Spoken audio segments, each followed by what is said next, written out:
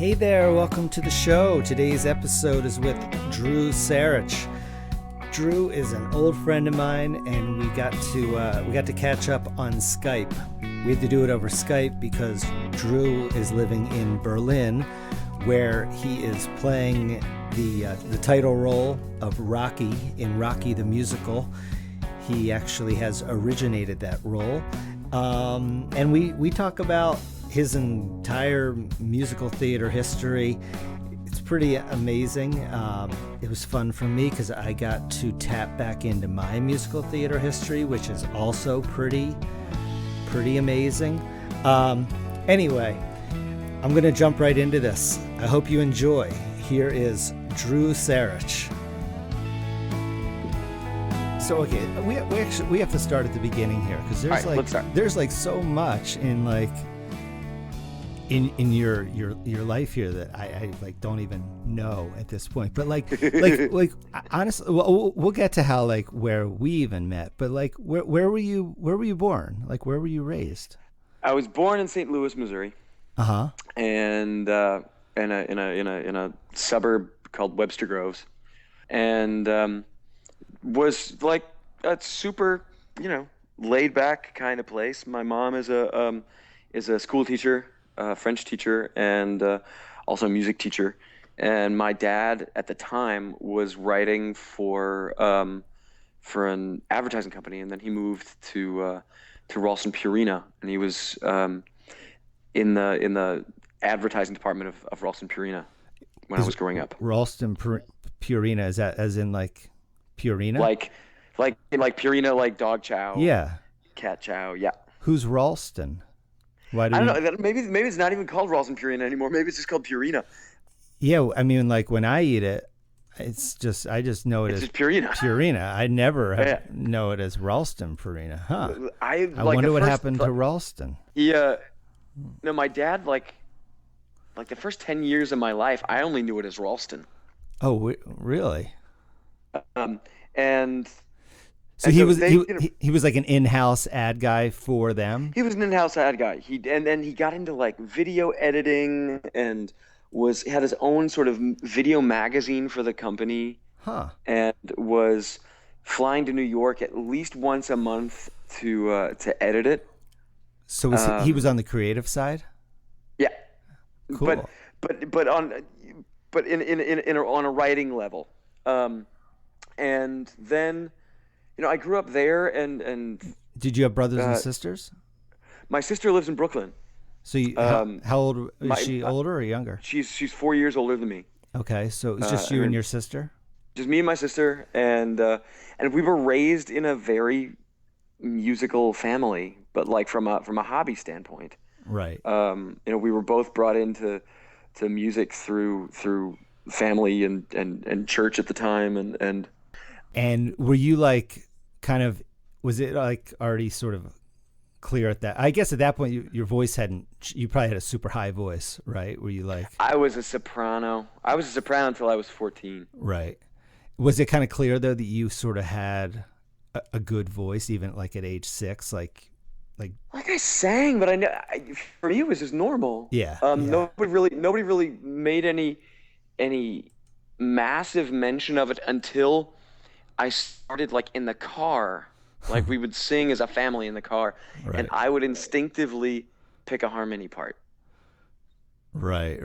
And that's when my mother would go, "How is it that you're finding this?" Right. It was that was the big surprise that I was thinking as a musician and not just wanting to sing all the time, which I also did. What were you guys singing in the car? 'Cause everything. My parents, the first 2 records of my life, the first 2 records I listened to in my life were my parents' copy of the soundtrack to American Graffiti. Right. And Neil Diamond's Hot August Night Live. American Graffiti, I knew that as the movie from the. Yeah. Okay, that wasn't like a musical. Was it? No. It was the soundtrack. George Lucas, yeah. But the soundtrack to that is insane. It's so good. It's 2 albums. and it's all music from like Jan and Dean, the Platters, Buddy Holly.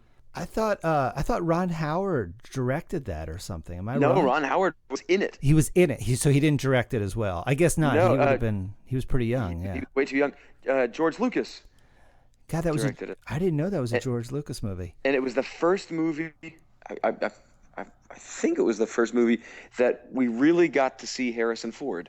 Right. God, that movie fucked me up, to be honest. You know what fucked me up about that movie was the very end. Do you remember when that guy is driving in, like, maybe it was Harrison Ford's character. I don't think so though. But he's driving. I remember the car. He had like that yellow, awesome. It was like the car they used and he was heading over the hill. I guess maybe they were in like San Francisco or something. You saw him heading up the hill, and you saw at the top of the other hill a truck. It just happened to be you saw a truck, and then that was the end of the movie. And then the credits rolled, and it said, I forget the character's name, was killed in a head-on collision with a truck. God. And so you knew, like, that was the way the movie doesn't end well. That was the way the movie ended. And I was like probably like what, 7 or 8 years old, and I was like, holy shit, this is like fucking how life goes. Like, you just get killed by head on in a truck at like 6 a.m. That's what the guy was. He was just like done. You lost your innocence to American Graffiti. It's so weird you're bringing that movie up. That movie fucked me up. But so sad. the album changed me. Like I think I've gone through my life. There have been specific albums or shows, where you're different after having heard them or seen them. And American Graffiti was one of them. Huh. And were you also into show tunes at that time or not? Not much. No. Not much. I hadn't been exposed to them really, except for going through my parents' record albums. Like, I knew my mom had the vinyl album of Oliver. I remember looking at that every now and then. I'd put it on and I'd listen to it, and it was fine. Right. But it didn't really do anything to me until I started getting up on stage and doing stuff. And as far as musical theater is concerned, I was changed, literally changed. It was one of those experiences where I came out different than I went in. When I was like 12 and saw my parents forced me to go with them to go see Les Miserables. They had bought 3 tickets. It was in St. Louis? In St. Louis. It was the first national tour, and it had come through St. Louis, and my mom, being a French teacher, and my sister being my sister, they already heard the French album and thought it was really, really cool. And I had no interest in it at all. At that point, I was playing basketball and thinking I wanted to do something different.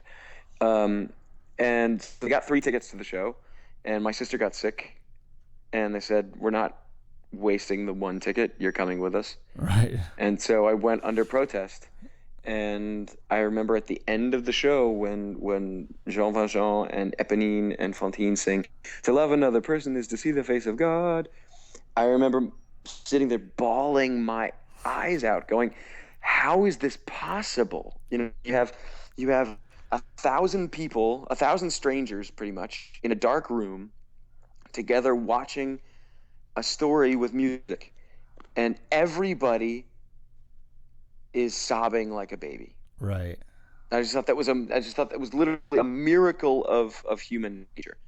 And I came out going, that's what I want to do. Really?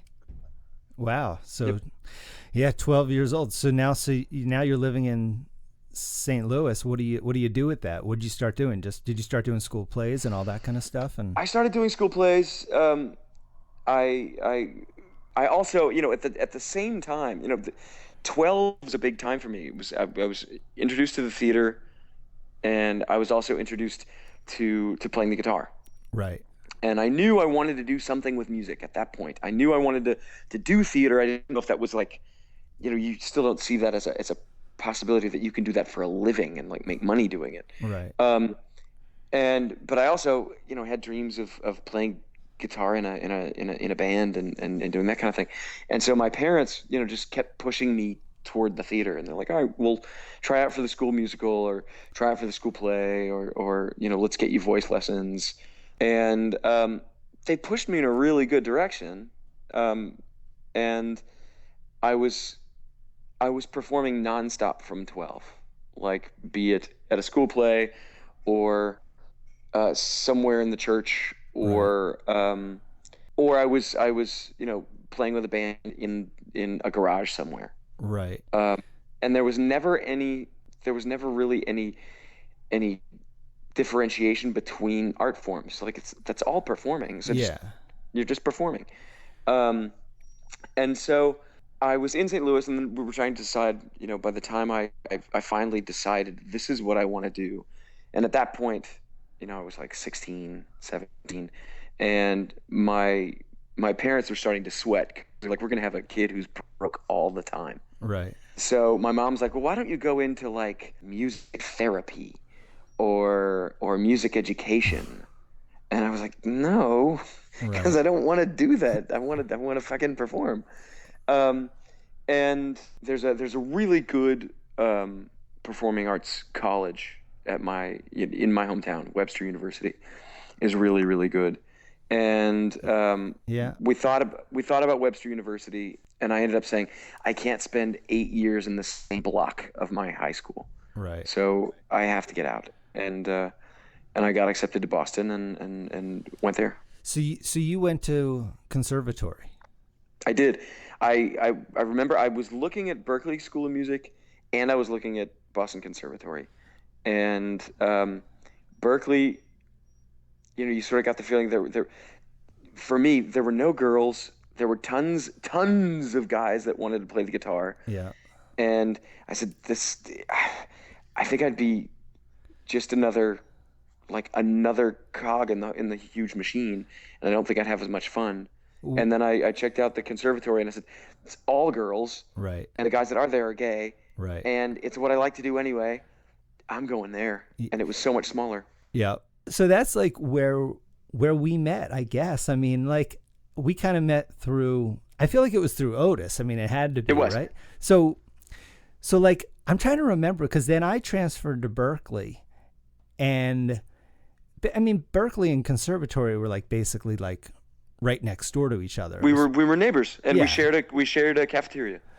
Okay, I didn't even know that there was a cafeteria. Because I had gone to BU, and that was like my college experience, and I felt like Berklee ended up being like graduate school for me in a way, because like all my friends were still at BU. I used to go to all the BU parties on the weekend. I didn't know anyone at Berklee. It was like the least social school in the world. It's just a bunch of fucking misfits standing out front smoking all day long. It was awful, And then I mean, I saw you in a couple shows, and I mean, you were just always killing it. I mean, just like sick, awesome shit. Thanks. And also I kind of hung out a little bit with you guys with like you and like Matt Walton and that crew and all that kind of stuff. So then after conservatory, what happened? Because I kind of lost you till right now. Well, I was, after I left conservatory, I moved to New York, and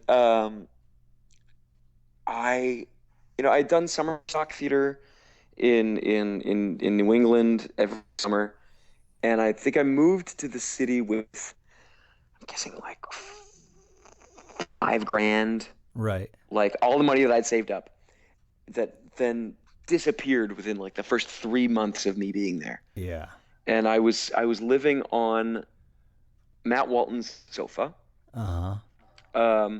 Wasn't was that like up in Astoria or something? Yep. No, that was 190th and Fort Washington. That's right. I remember you guys were living way the fuck up there. Way uptown. And I had been doing my last year of college.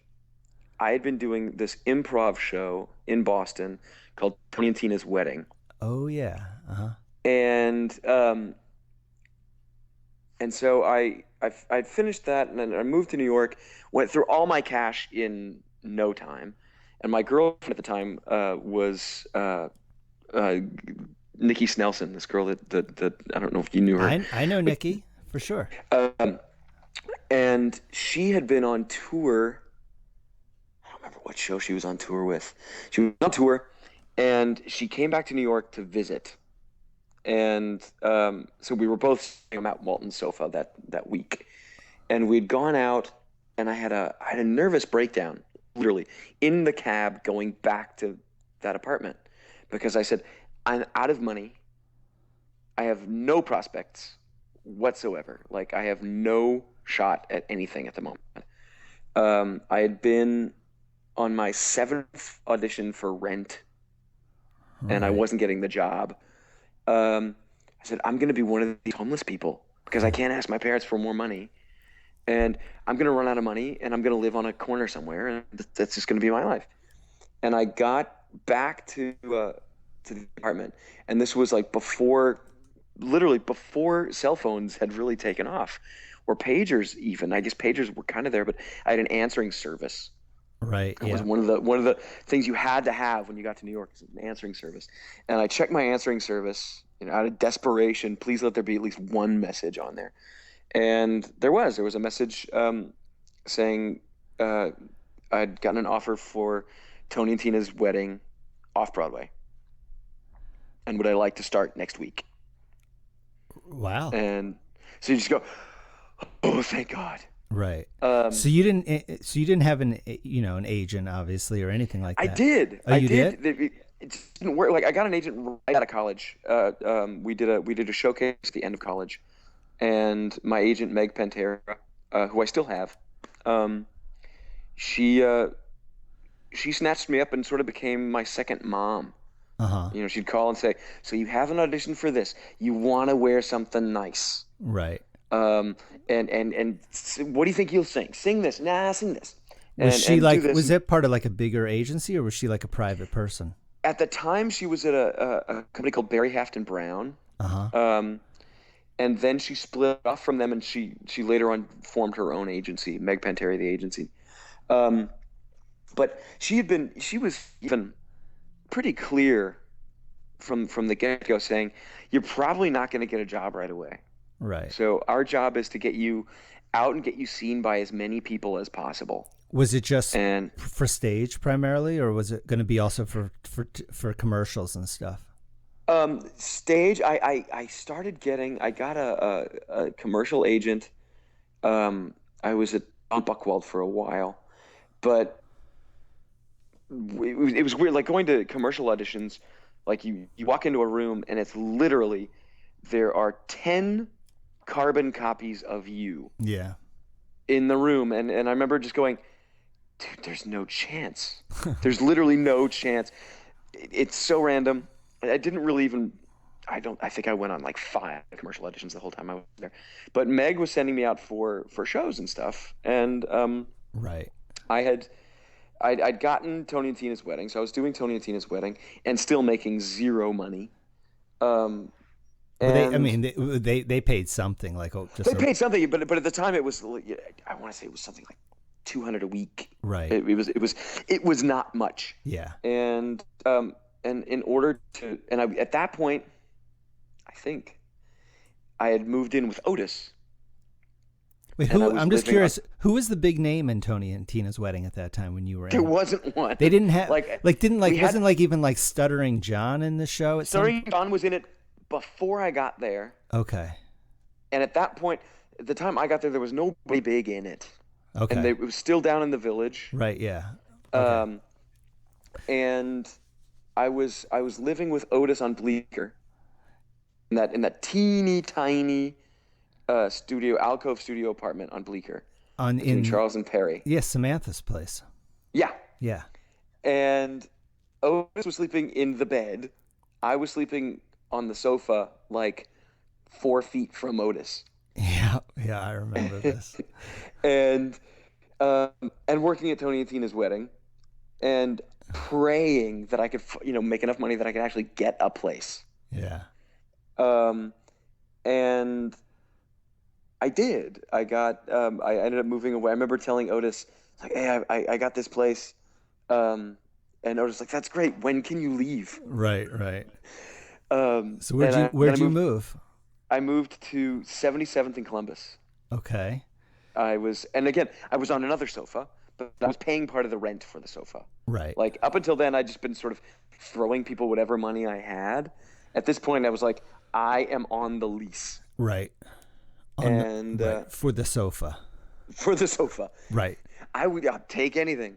And at that point, I'd been working at Tony and Tina's for like, I'm guessing, a month.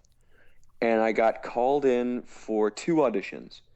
One audition was for this concert tour, Liza Minnelli in concert. Yeah. And then the other one was for this workshop of Disney's Hunchback of Notre Dame. Uh-huh. And the first audition was for Hunchback, and I went in, and they were nice, but after like the second call, they were like, no, it's not going to work. I was like, all right, fine. And I'd gone in for this Liza Minnelli concert tour, and they said they were looking for hip downtown East Village types. Right. And so I thought, all right, this is going to be like Rent. So I showed up in combat boots and like baggy camouflage pants and a black t-shirt. Right. And I got there, and everybody looked like Brad Pitt. You know, everybody was super like fit and muscular and wearing tight clothes, and not me. Right. At that point, I was like, 210 pounds, goatee. I did not fit at all in the room. And I went in, I sang. Were you really 210? When I left New York in '99, I was 240 pounds. What? That's crazy. And I don't remember it's that. crazy now because I'm at like 170 now. Right. Like around 170. And how tall are you? Are you like my 6'2.5"? Whoa, you got a lot taller since I've seen you. Good for you. Wait, 6'2"? I thought you were my height. No, I was always pretty tall. Holy shit! All right. I was never as tall as Otis, but sort of the same ballpark. Wow, man, I had a real delusion about myself. All right, so okay, so well then that makes a little more sense that you were 210 or something, and that you were 6'2". I was relatively heavy, and well, I wasn't I looked like a guy that wasn't the fittest in the world. Right, okay. And so I was in this room with these unbelievably fit people, and I sang a Lenny Kravitz tune. Hang on, I lost called, you for the Heaven Help the Heart. Are you there? Yeah, you cut out for a second, but I got you. So I went in and I did this Lenny Kravitz song, and then they called me back, and they were looking for backup singers, right, to be in this trio. And so suddenly I was put into this group where, even at the audition, they're like, all right, we're going to sing together. There's no music. There's no sheet music. We're going to sing through stormy weather, pick apart, and see what you can find to go with us. And so we did, and it worked relatively well. In the last audition, we ended up having at Liza's apartment. Right. And nice place. It's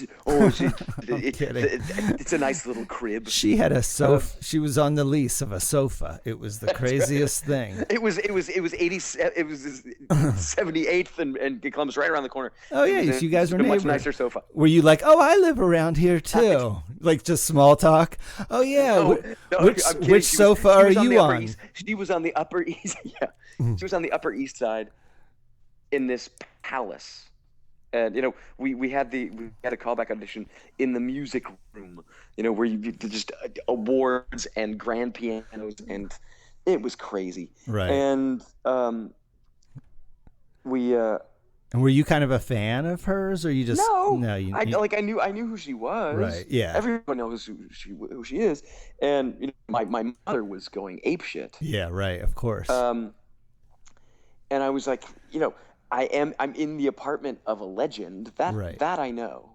But she was never like a part of my like a part of my life. And then I ended up booking the gig, and our first gig was at the Kremlin. Right. In Moscow. Right. I'm 22 years old. 22, and we're flying to Moscow to sing at the Kremlin. That was the warm-up show. That just blew my mind. Right. That just blew my mind. Oh my God, that is crazy. And we played Moscow, then we did Vegas for New Year's, and then we did Lisbon on Valentine's Day. It was that kind of stuff. And you just go, I can't believe what I'm doing here. I can't believe it. And I mean, it was probably, I don't know how much you can say about it. It was probably a grind, or on some level. Grind. It wasn't. It was.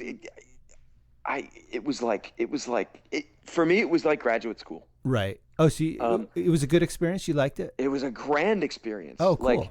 It's Liza is, for whatever, gossip columnists or whoever, whatever they would say about her, she was so warm, so giving. We were always together, and as a musical theater performer, fresh out of college, to watch her from the wings, a woman whose voice had been through the ringer at the time. Yeah. She wasn't vocally all as fit as she could have been. But to watch her hold, 2,000 people in the palm of her hand just by acting the song. Yeah. Was something that I had never seen before. Yeah. I had never seen the likes of that ever. And you're watching her sing songs that, she made famous, New York, New York, and Cabaret, and Maybe This Time, and The World Goes Round. Right. And you're watching, and her voice wasn't really the same way. I guess. She wasn't a trained singer. Right. Nor was Judy. But she did it in a way that she went so sort of balls to the wall with what she was doing. She didn't care about the voice.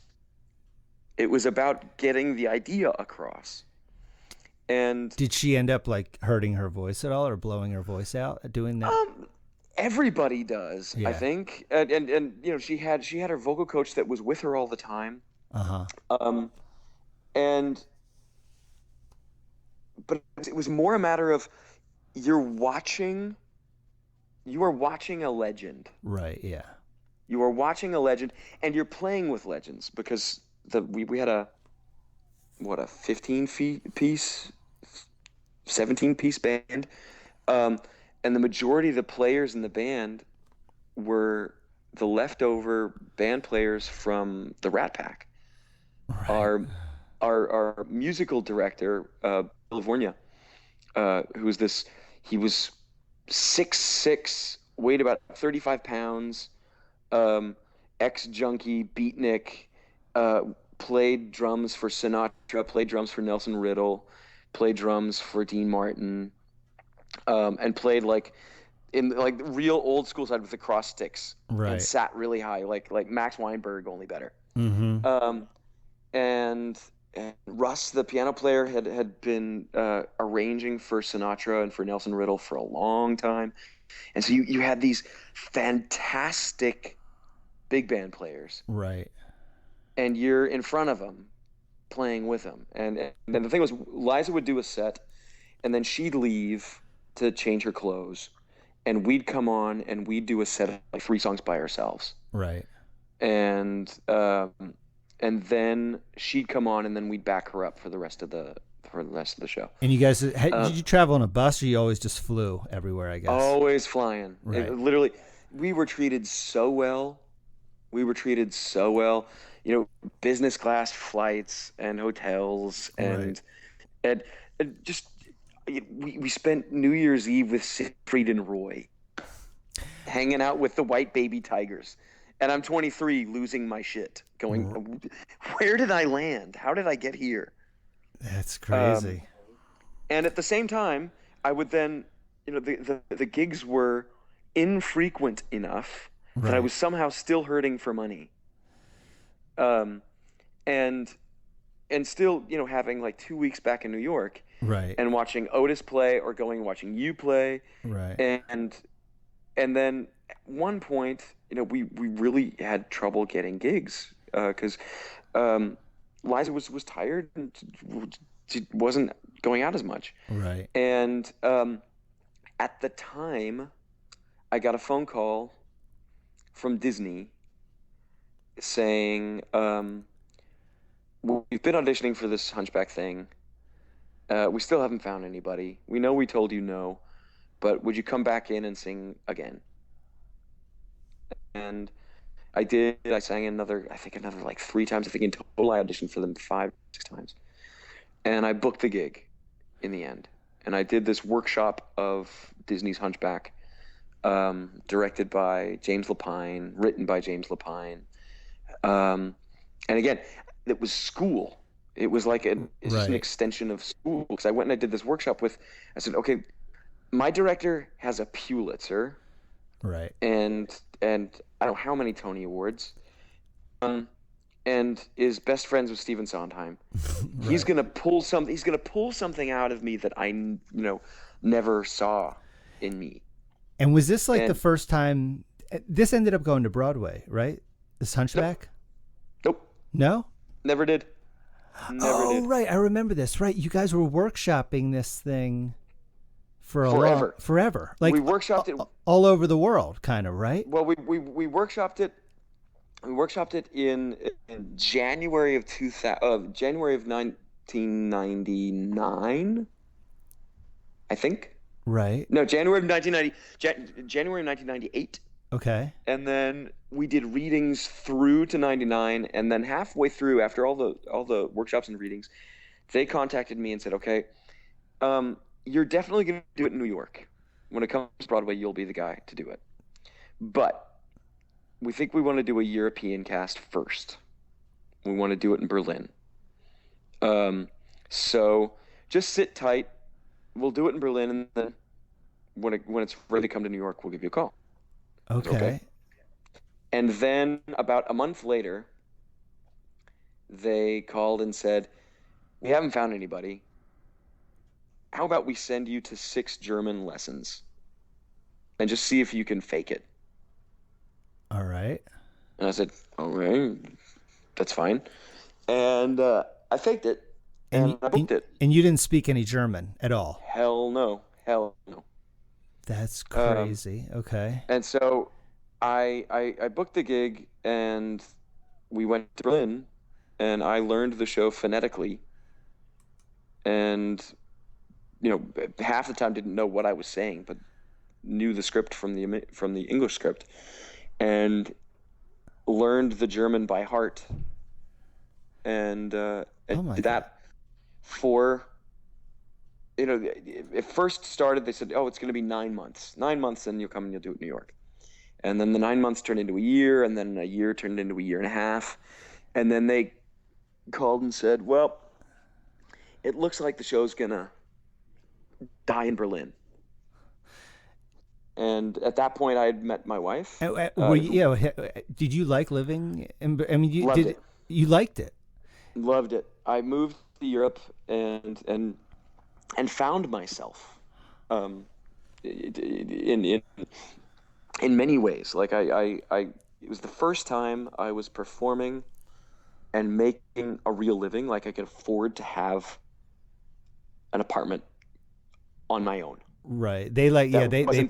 Wasn't a sofa. They pay okay for something like that. The pay was great. Yeah. The pay was great. I was 23, and I was playing the title role in a big show, directed by James Lapine, written by James Lapine, composed by Alan Menken. Right. It was huge.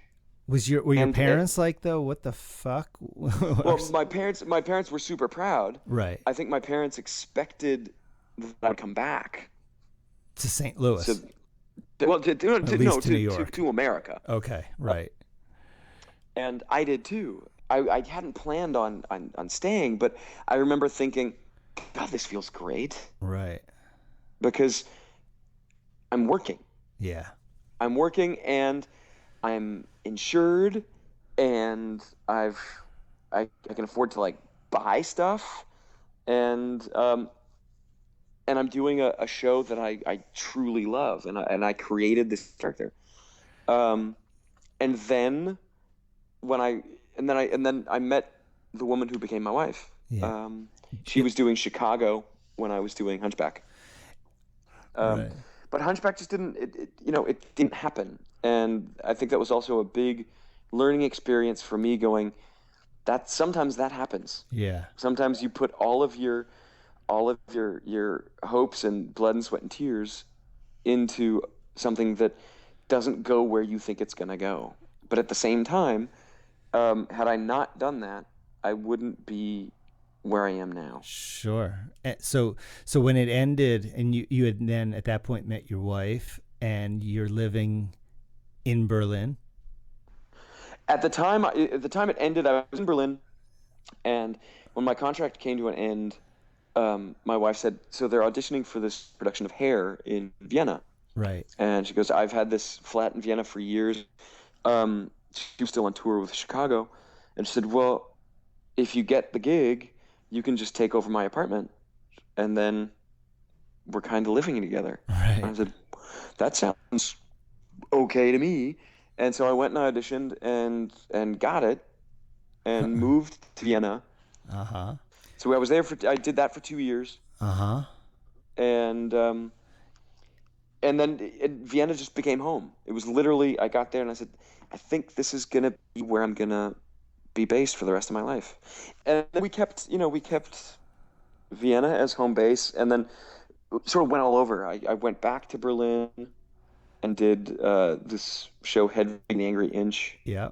And then I was in Cologne for, I think, 6 months doing Jekyll and Hyde. Right. I spent some time in Amsterdam. I spent some time in Switzerland, and then moved back to Vienna, and then we had kids. Right, man. There's like, so then you had, how close are your kids? How far apart? 12 minutes. Oh wait, you have twins? Yeah. Oh, I didn't know that. I was like, wow, we're 19 months, and I thought we were quick, but you guys really beat us. But I didn't realize you actually had twins. We had twins. That would be incredible if they were 12 minutes apart, but you know what I mean? But like you guys were, twins. Yeah, you guys were just like, you know what? If we're going to have a second, we just have to do it now. We just need to knock it out. And like literally like 12 hours Could you later. excuse us, please? We're going to handle it. Yeah. I was like, okay. No, twins. Boy, girl, Twins. two boys? A mixed pair. Wow, boy and a girl. That's awesome. So, yeah. So how old are they now? 9. Both, right. And they're both 9. I mean, obviously one is 12 minutes older than the other, but essentially we could just say 9, just for ease. Yeah, one is 9 and 12 minutes. And 12 minutes, right. That's 9. Wait a second. Okay, what year are we in? 2013? 13. Hang on, I'm going to do this real quick. So if it was 2000, if they were 10, then that would have meant they were born in 2003, but they're 9. So I'm going to add 1. 2004.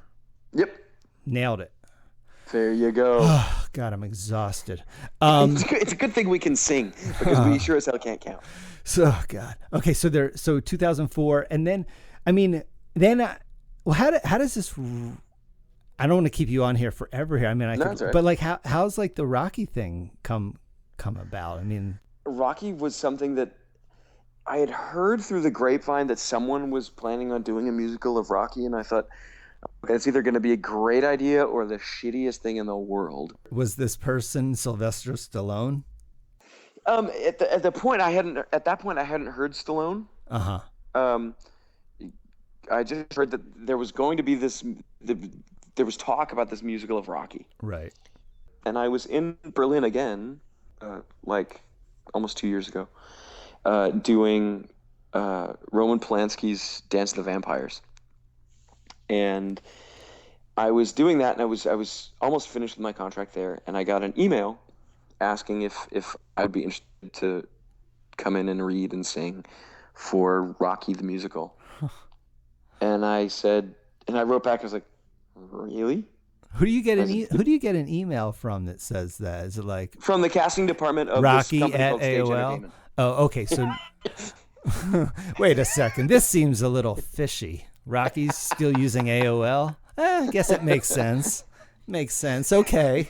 I'll answer this. No, the company's called Stage Entertainment. Okay. And Stage Entertainment is a Dutch company that has, over the past 10 years, 12 years, taken over all the major theaters in Germany. Okay. And so it comes like through your agent to you, or like literally? No, this one came. My agent is pretty much. I've kept her for American stuff or British stuff. So Stage Entertainment sent me this email. Right. And they said, we're doing this musical of Rocky, and would you be interested? And I said, would you be interested in coming and reading for it? And I said, for what part? Mickey? I mean, what? I'm still a bit young for Mickey. And okay. I said, Polly, is it, and they said, no, we'd like to see you for Polly or for Rocky. I said, all right, well, I'm like an hour and a half away, and I have nothing else to do. I'll come in, like 2 days later. I said, I'll go in and see what happens.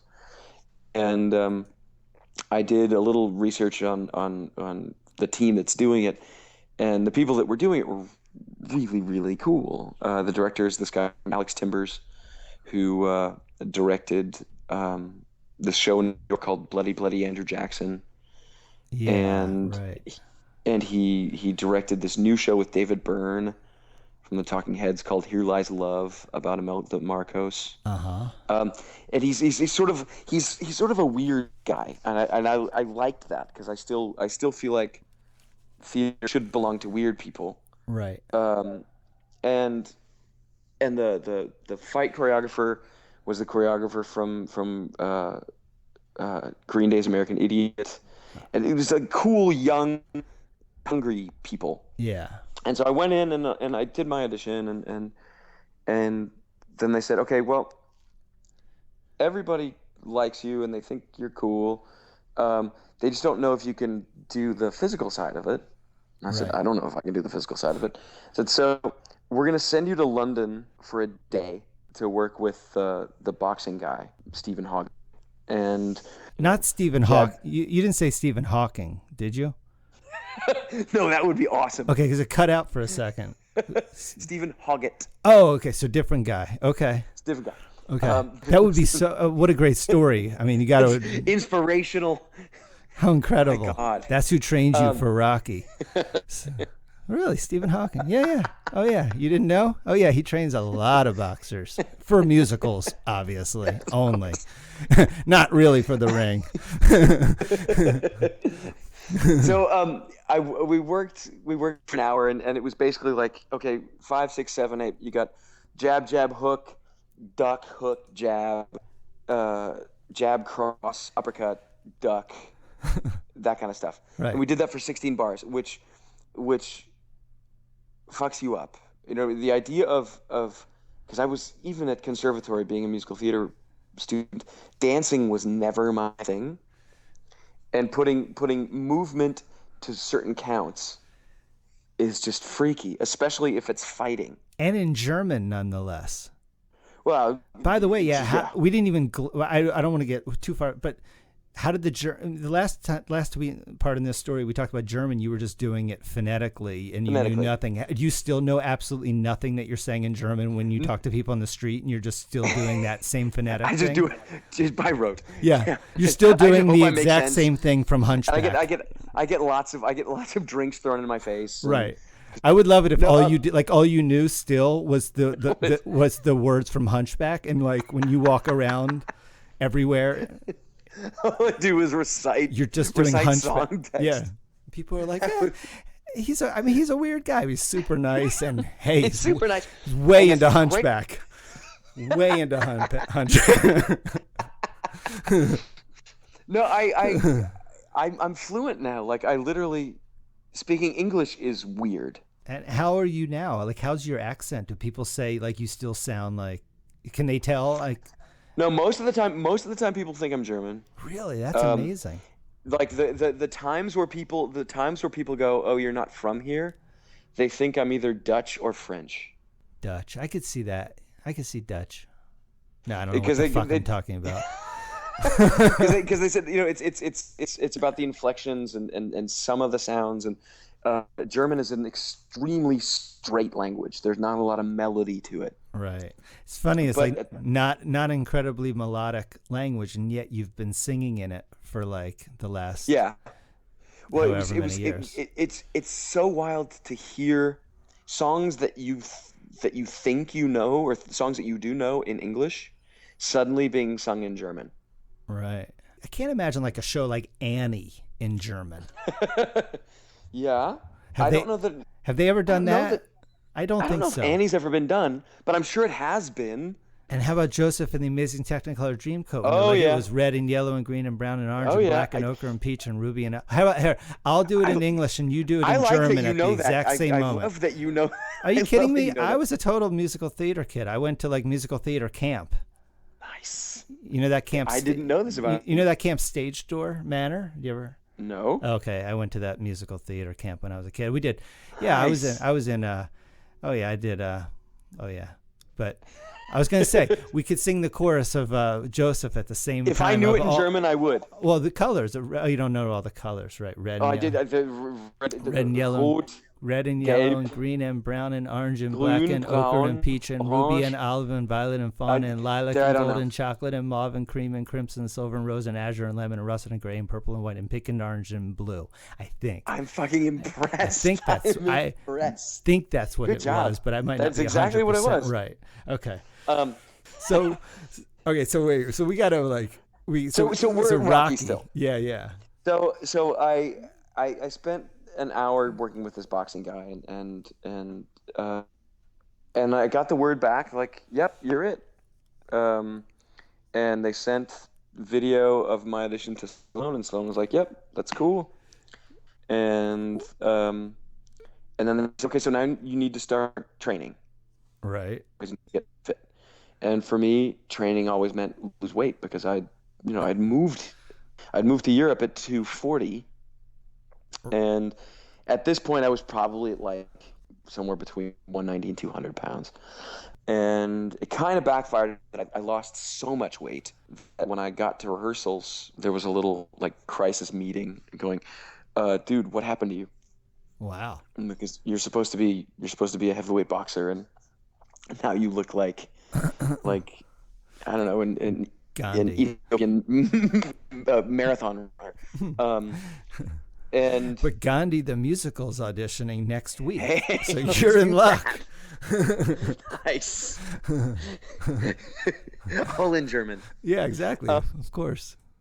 And so I worked with this trainer, and there was a stretch of time where I wasn't allowed to do any sort of cardio outside of the show. My day literally consisted of waking up, eating my 5 eggs for breakfast, going to the theater, and then... Did you do the raw thing and you would drink them straight the way Rocky? I have to do them every day in the show. Oh, that's right. You really probably do. And you really do it in the show? Because he didn't... Oh, he probably had to do it in the movie too. How is it pretty nasty?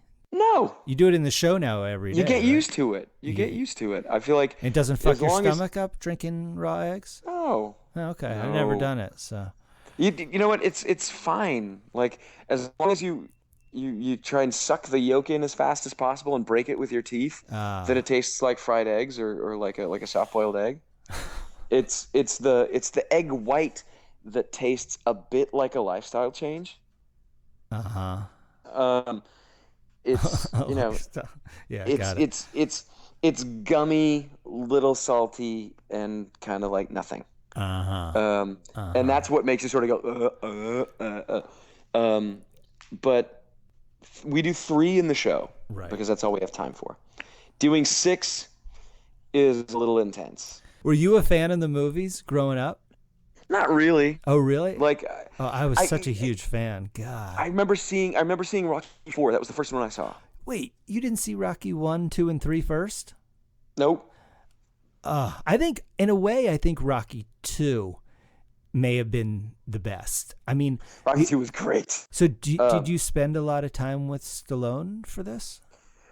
He was no. No. Oh, okay. But we spent some time together. He wasn't involved in the rehearsal process, which was cool. You know, he made a point of saying, he's like, I live in movie land. Right. You guys live in theater land.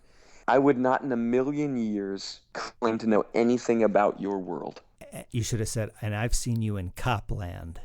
That would have been great. Very good. Well done. Everyone would have been like, "Oh God, oh dude, fired." So it's been a great ride. Stallone's been really cool, and the Klitschkos are also producers of our show, Vitaly and Vladimir Klitschko. Okay. And do you know who those guys are? No, I don't. You don't really? I don't. Should I know them? I mean, I probably should. So. Of course I should. Vladimir and Vitaly Klitschko are Ukrainian brothers who are they're brothers, and they're both the 2 heavyweight champions of the world. Oh. I thought they were musical theater guys that I was like, hell, no. I went to musical theater camp. I know like Joseph's Colors, but I don't know every director out there. That's what I really thought. I thought they were like well-known musical theater directors. I was like, this is just... No, they're kind of well-known boxers. Then I definitely don't know who they are. I had a fighting chance if they were musical theater guys of knowing who they were. But if they're boxers, no idea. They're the two heavyweight world champions, and they just happen to be brothers. And Vladimir Klitschko said, oftentimes during rehearsals and promotions, he said, you know, this show is only going to work if the fighting is real. Yeah. And it is. I've broken my nose now twice. Really? Yeah. Wait, is it really? It's not real contact in this show. Hell yes, it is. Wait, you're literally taking hits? Yeah. I get hit 44 times in the face per show.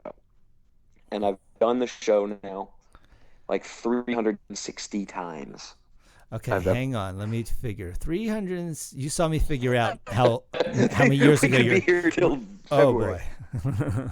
Okay, so I won't figure that out. It came out to about 18,000 hits to the face. 18,000. Wow, that's what I was going to say. That's a lot. That's a lot of hits to the face. It really is. Jeez. And how are the mics for your vocals set up? Or do you wear the headgear like the Welcome to McDonald's things, or I don't know what they're truly called in the business. I have always called them the Welcome to McDonald's. For the fight, we don't have any mics on. Oh, okay. So you're not singing and fighting at the same time? Thank God, no. Oh, okay. The what's really great about the show, what really is, and it's something that's really pretty new, is we have this huge boxing ring, right? That weighs literally 3 tons, and it gets flown in and flown out and all that kind of stuff. And for the fight, the ring drives out into the audience, and the first 5 to 8 rows, I think. They're called the tickets are called the Golden Circle tickets, and the people in these rows stand up and go up onto the stage, and there are stadium seats on the stage that come for the fight, and so the ring is in the middle of the theater, and suddenly you've gone from being in a theater situation to being in an arena situation. Wow. And then the ring turns so that you always get, no matter where you're sitting, you get an angle. And then we have a huge jumbotron that's built into the ceiling of the theater that comes down, and we have 4 camera guys. And so you have the jumbotron, then you have 2 screens on either side of the theater. And so literally no matter where you're sitting, right, you have a fantastic view of what's going on. So will you come and see it in New York at some point, you think? Or you might not. At some point, I'm sure. Yeah. At some point, I'm sure. Yeah. I kind of don't know how, hell bent I would be on seeing it. The show means so much to me. Yeah. And this production means so much to me. I kind of like the idea of this production being the only production in my head. Yeah, yeah. But at the same time, I'd love to go and see what they've done with it, because I have a feeling they'll probably change certain things. Right. I mean, yeah, I've been seeing you on the TV commercials. You know that probably, right? Yeah. Yeah. It's amazing. I keep going, wow, that's me. Yeah, yeah. They're running you here in New York. I think that's cool. Yeah. I made it there somehow. I mean, is it sort of a sticking point on some level? I mean, at some point, I guess it also, you never know where things end up. You know what I mean? I mean, if your career's shown you anything, it's like, you just don't know. I mean, you really can't count on anything. But you could also end up in New York at some point too. You could totally. You know? The best plan to have is no plan. Yeah, well, that's an amazing attitude to have. The guy who's going to do it has been involved with the show for a good long time, so it's not like, right. It's not like you're going, oh, they picked somebody random. Yeah, yeah. If you're gonna lose out to someone, then you've lost out to someone who's, one, really great, and two, been involved with the show from the beginning. Yeah. Well, man, it's fucking awesome to talk to you. It's great to talk to you, man. I haven't heard anything about your life. You've heard a lot about my life. My life is all good. We'll save that for. I mean, this is your show. Podcast. Yeah, exactly. The Teddy Goldstein podcast. But thanks so much for asking for this, man. Dude, I'm so glad that you did it. It's been awesome, and we'll talk. And let soon. me know when it's up. Oh, I will. I'll give you a heads up. All right, buddy. Good to talk to you, Teddy. We'll talk soon. Take care, bro. Bye. All right. Well, that was Drew Sarich. Thanks so much to Drew for doing this. Yeah, I don't know what else to say. He's a great guy, an amazing talent.